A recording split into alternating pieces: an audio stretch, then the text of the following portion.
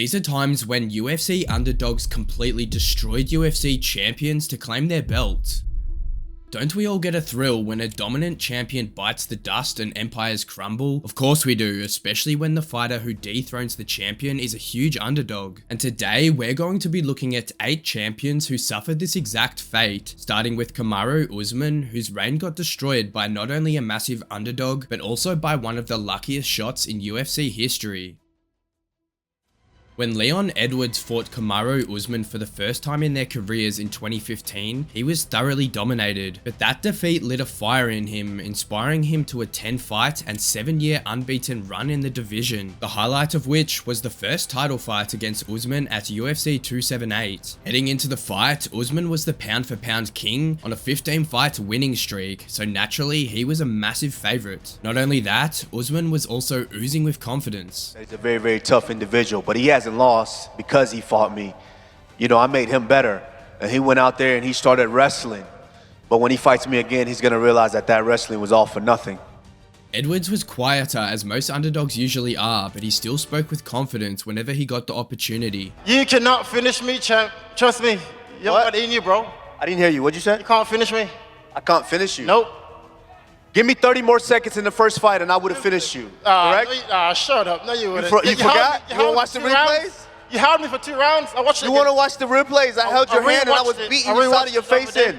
Edwards drew first blood inside the cage, where he became the first man to take Usman down. The Nigerian shook it off and bounced back to win the next 3 rounds by outstriking and out-grappling the Brit. Usman was cruising to a dominant win when Edwards decided to go for the kill, and less than a minute until the final buzzer, he secured a cracking head kick knockout. It was a once-in-a-lifetime moment that even Usman appreciated. It was a great shot. A great shot. I'm talking Hail Mary to the Super Bowl. In the Super Bowl, last 10 seconds. That was a great shot, man. Hats off to Leon.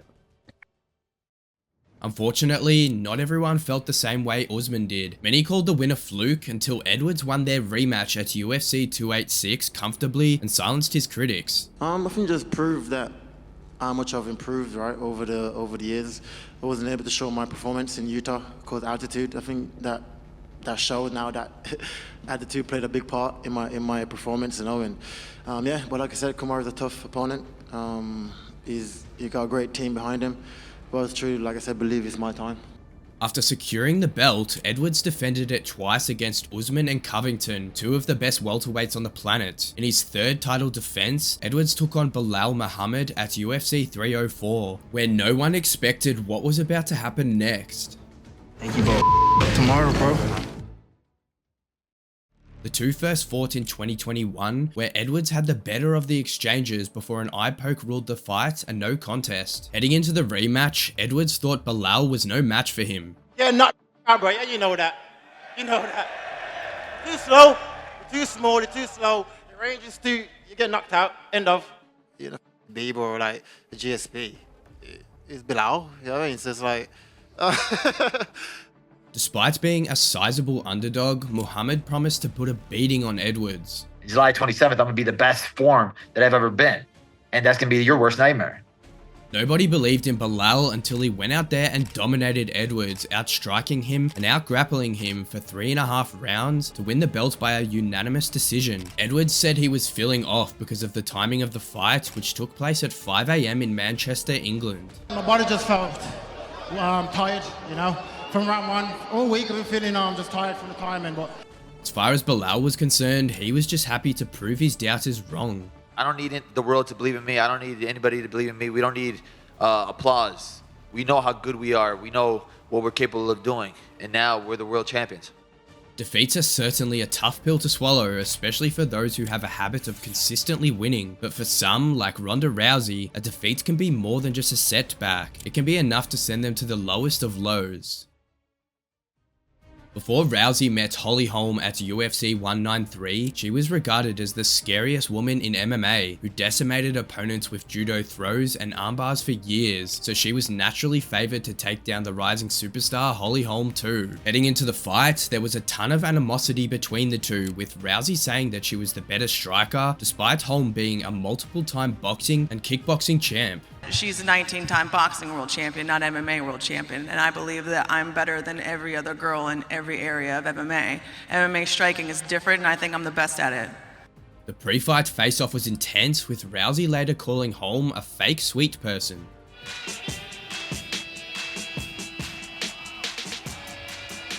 I told her that fake sweet act is, I see right through it. I really do. It was all fake. All until now, all that respect, all that everything, all you being sweet, I see right now that it's fake and you're gonna get it on Sunday. Needless to say, they refused to touch gloves. As soon as the bell rang, Rousey came forward with the intention to kill, but Holmes circled off while tagging her with crushing left hands. By the end of round 1, Rousey was exhausted with her nose badly busted up. In round 2, a desperate Rousey was dispatched with a brutal head kick followed by ground and pound. Heartbroken at her first career loss, Rousey stormed out the cage and away from everyone's sight. Holm cried too, but for completely different reasons. I can't even explain how blessed I am and how fortunate that I have such a great team. A few months after her loss, Rousey appeared on Ellen and revealed that she felt like dying by deleting herself after the loss. I was like down in the corner, I was sitting in the corner and I was like, what am I anymore if I'm not this? And I was literally sitting there and like thinking about myself.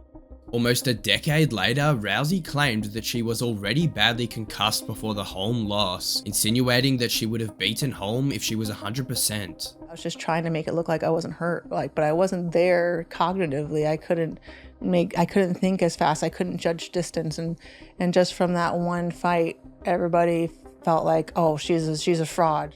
Holm believes Rousey is simply too salty to give her the due credit. It's probably just hard for her to really want to like maybe admit that I was just the better fighter. Like Rousey, Joanna Jędrzejczyk also tried to bully an up-and-coming star, but ended up taking one of the most brutal humblings in women's MMA history.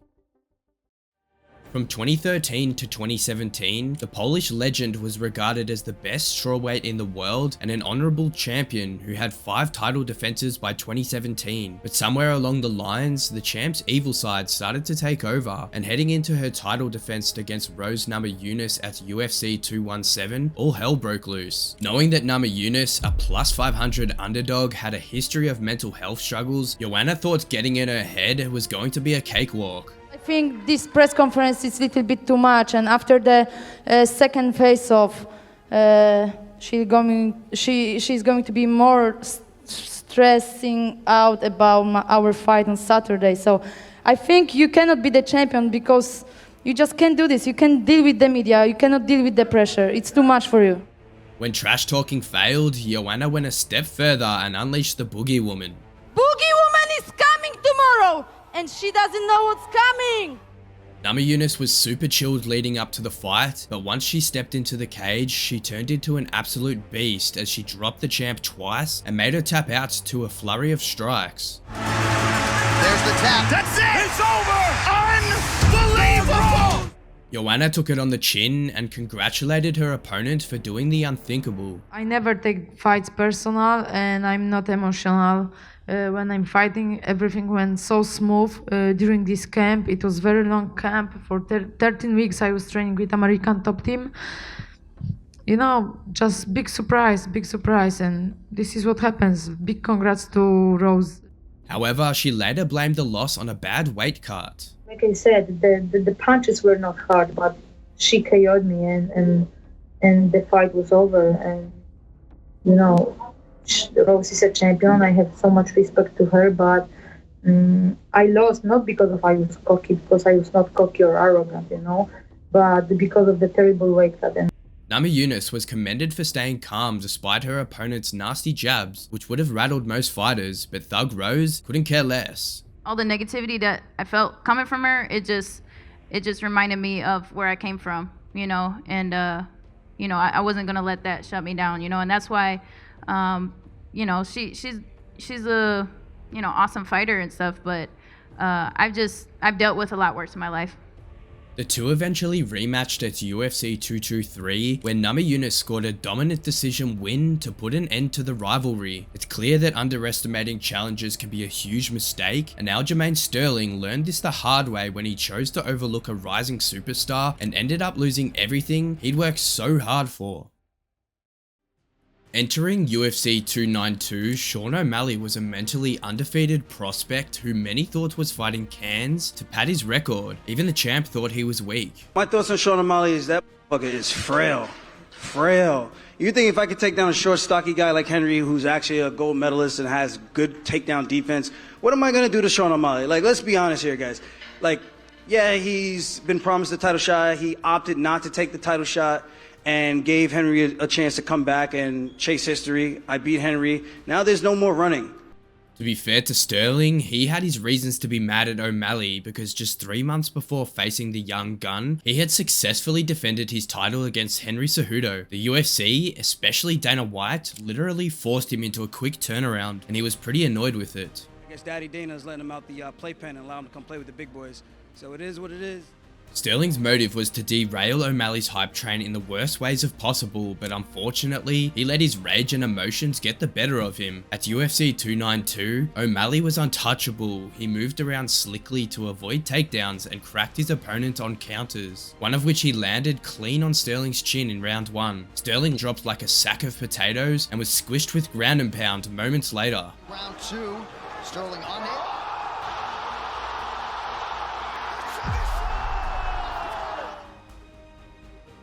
That night, Sterling realized how wrong he was about O'Malley. It definitely sucks. I mean, I'm not going to lie about that.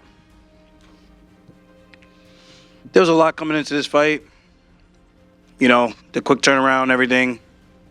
But I was happy to do it. No excuses. Sean, hey, he did a good job of the one thing I knew he would be good at, and is that step back counter. And, yeah, it's just a good shot, man. The newly crowned champ was happy to prove at least some of his doubters wrong. I could submit Habib and people would be like, yeah, but something. They'd say something. Former UFC middleweight champ Luke Rockhold also dared to criminally underestimate his challenger, and he paid the price by not only losing his belt, but also absolutely fuming about it after.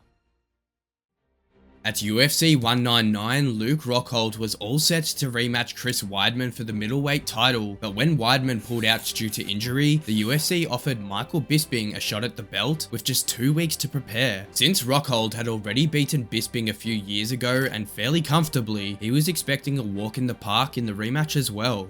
You're just an average bloke. You're just an average bloke. Good use of English. I'm a samurai. I'm gonna come in there silent, undetected, and I'm gonna knock you out. I'm gonna make my kill, and I'm gonna fucking be out. You're making a fool I'll be out on the yourself. next contract. Watch me. All right, buddy. I don't need an insurance policy to beat your ass. I don't need a knee. I don't need to walk. I'll crawl in that cage. Stop telling everybody about your injuries then. Whoop your ass. And although the Brit was a massive underdog going into the rematch, he proved that he was better prepared this time round, and he rocked the overconfident champ halfway through round 1 with a crunching left hook. A few seconds later, Bisping was the middleweight champion of the world. It was a dream that almost took 2 decades to turn into a reality for Bisping, and Rockhold didn't take the loss lightly. Some say revenge is sweet. I disagree. I think it's better than sweet. Luke, come on, buddy. When the shoe was on the other foot, I leaned over and thanked you at this moment in time. I said, well done. Yeah, and I actually picked you up off the canvas. And you, being the you are, came up to me and was a bitch I shook about your it. hand, and you said, I already shook your hand and told me to f*** off, basically. You asked me, do you know who you are? Do you know where you are, buddy? Yeah, that's after you. Yeah, Hey, buddy, you got knocked out. You got knocked out, buddy. Sit down, shut up. You got lucky. All right. You got Oh, lucky. yeah. Real lucky. Bisbee. First round, buddy. First round. What an asshole, guys. I will come back and kill you. Despite big claims and excuses, Rockhold went 1-3 in his next 4 fights and parted ways with the UFC. Luke Rockhold's excuses remind us of Valentina Shevchenko, who had her bag full of ifs and buts after not one, but both of her fights against a tough underdog. Like Rousey and Jędrzejczyk, Valentina Shevchenko was another dominant female world champion with 7 successful title defenses when she was booked to defend against Alexa Grasso. Grasso was a heavy underdog given Shevchenko's stature in the division, yet the challenger refused to count herself out since everyone has weaknesses. Sometimes you can't be all around perfect, you know. Sometimes you do something wrong and all people is judging you like, oh no, you're not good at this, but I think she's great. She trained it very hard. She's always training. She's a good athlete, and I'm just expecting the best version of Valentina for this fight. For some reason, Shevchenko thought Grasso was taking shots at her, so she opted to fire back at her. I want to leave a reminder, while you are trying to figure out my weak point, don't forget about your weak point. Don't forget about your fears. I know her fears, I know her weak point, and I will use it in my game. Grasso had an excellent start to the fight as she outboxed Shevchenko in round 1, but the champ came back in rounds 2 and 3 to control Grasso with quick counters and wrestling. The trend continued in round 4 until Shevchenko went for a spinning back kick and Grasso immediately hopped on her back and dragged her down. Seconds later, Grasso choked her opponent out to pull off one of the biggest upsets in UFC history. In her post-fight interview, Shevchenko low-key called Grasso's win a fluke. This is kind of like what happened in mixed martial arts. You win in the fight all rounds, all 3 rounds, no doubt, and a stupid situation can like change the whole game. But for Grasso, it wasn't a fluke because she had it all planned. When you do something like thousands and thousands and thousands of times, it's natural. So that's what happened. The two rematched a few months later at Noche UFC, but the fight was ruled a draw after a closely contested battle. Valentina was once again left with a bitter taste in her mouth. I think because this event, it's like Mexican Independence Day, that's why it's affected the decision of the judge to give 10-8 in the 5th round. The two flyweight phenoms will battle for the 3rd time at UFC 306, where either Shevchenko will level things up or Grasso will end the GOAT once and for all. Israel Adesanya is another legend who has fallen down the GOAT pecking order because of his recent defeats, especially his most recent one, where he underestimated a short notice replacement fighter who ended up giving him one of the hardest fights of his career. Sean Strickland and Adesanya would have never fought if it wasn't for Dricus du Plessis refusing to challenge Izzy at UFC 293 because he was apparently injured. Adesanya, however, wanted to compete at the event in Australia with or without his noisy rivals, so Strickland, a plus 300 underdog, was brought in as a short notice replacement. According to Adesanya, the UFC tried its best to keep Strickland as far away from Australia as they could because they couldn't trust him to keep a check on his rowdy behavior in a foreign land. He's an idiot, and you know the UFC don't want him embarrassing the company. But yeah, that's all I'll say about that. So you should thank me. You should really thank me for actually making him get the fight. The UFC had to give in to Adesanya's demands, and the next thing they knew, Strickland was caught up trading fists on the streets. Do you know where the news came from that he punched a fan? From him. Yeah. Yeah. He's a beauty.